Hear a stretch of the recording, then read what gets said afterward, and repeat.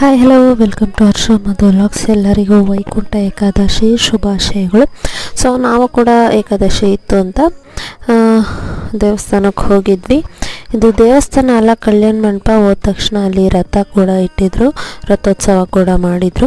And ಇಂದು ಕಲ್ಯಾಣ ಮಂಟಪದಲ್ಲಿ ದೇವಸ್ಥಾನದ ಥರ ಮಾಡಿದರು. ತುಂಬ ಚೆನ್ನಾಗಿ ಅಲಂಕಾರ ಮಾಡಿದರು.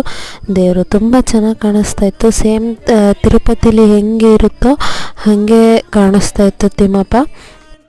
ತುಂಬ ದಿನಗಳಾಗಿತ್ತು ದೇವಸ್ಥಾನಕ್ಕೆ ಹೋಗಿ. ಸೊ ಒಂಥರ ಪ್ಲೆಸೆಂಟ್ ಅಂತ ಅನ್ನಿಸ್ತು, ಖುಷಿ ಆಯಿತು. ಆ್ಯಂಡ್ ಅಲ್ಲಿ ಭಜನೆ ಕೂಡ ಮಾಡ್ತಾಯಿದ್ರು.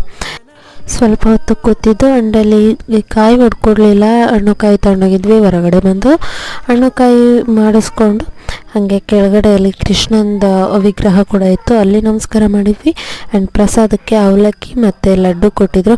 ಸೊ ನೋಡಿ ಚಿಂಟು ಹೆಂಗೆ ತಿಂತಾ ಇದ್ದಾನೆ ಪ್ರಸಾದನ ಅಂತಾನೆ. ಆ್ಯಂಡ್